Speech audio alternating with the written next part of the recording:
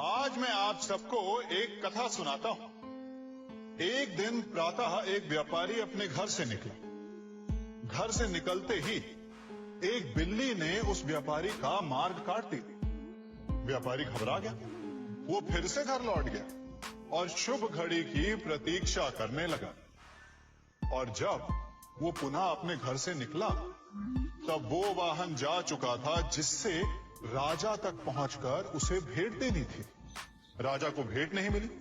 राजा क्रोधित हो गए। राजा ने उस व्यापारी का व्यापार बंद करवा दिया। इस कारण व्यापारी क्रोधित होकर घर पर अपनी पत्नी से लड़ बैठा। पत्नी अपने बच्चों समेत मैके वापस चली गई और उस व्यापारी के जीवन में यदि कुछ रह गया था तो केवल अंधकार। और इन सब का कारण वो उस बिल्ली को मानता रहा जिसने उसका मार्ग काटा था। ऐसा ही एक दूसरा व्यापारी राजा को भेंट देने निकला और उस व्यापारी का मार्ग भी एक बिल्ली ने काट दिया। वो व्यापारी तनिक घबराया, परंतु उसने आगे बढ़ना अधिक उचित समझा। राजा तक वो समय पर पहुंचा। उसने राजा को भेंट दी। राजा प्रसन्न हुए और राजा ने व्यापारी को अपना व्यापार बढ़ाने की अनुमति दी, स्वर्ण आभूषण दी। जब व्यापारी घर पर पहुंचा तो पत्नी को आभूषण और अपने बच्चों को देने के लिए वस्त्र थे उसके पास। हर ओर प्रसन्नता थी। समझ रहे हैं ना?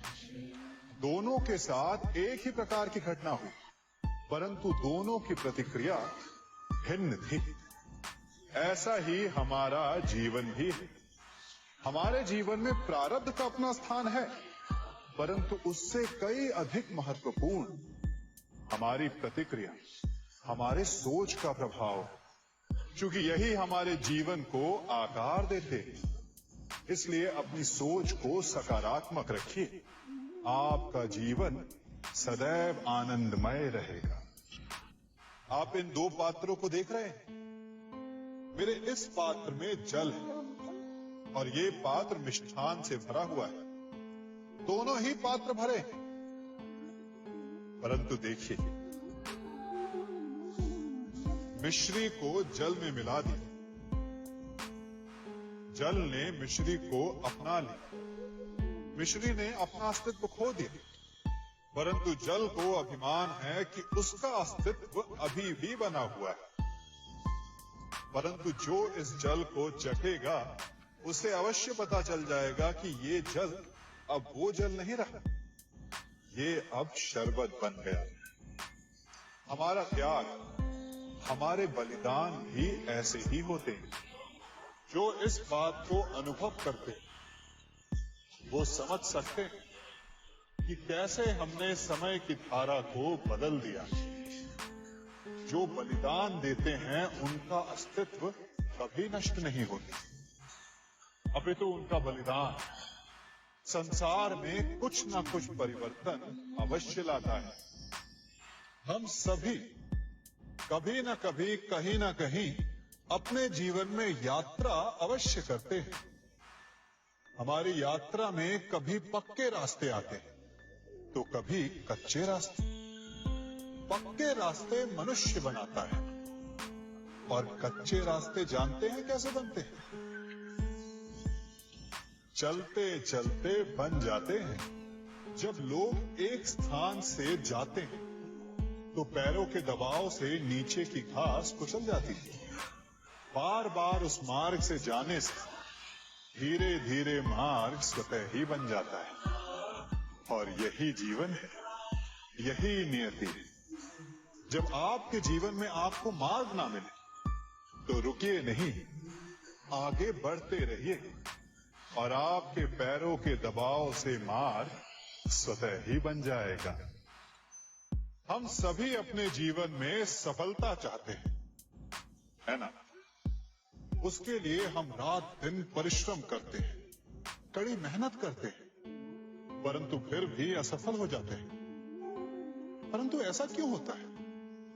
कभी सोचा आप सबने? क्योंकि सफलता पाने का मंत्र बड़ा कठिन नहीं, बड़ा सरल है। उचित विचार, उचित समय, उचित स्थान पर उचित प्रहार।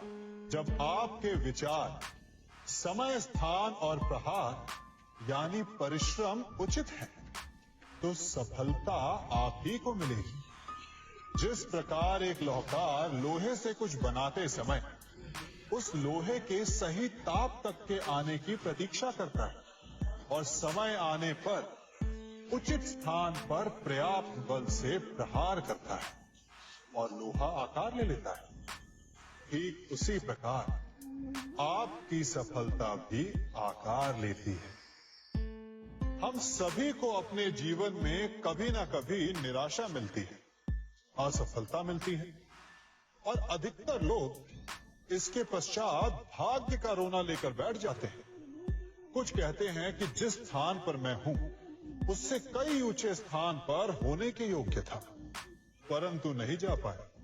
किसी को पीड़ा है कि उसे जो मिलना चाहिए था वो उसे नहीं मिला, भाग्य ही बुरा था।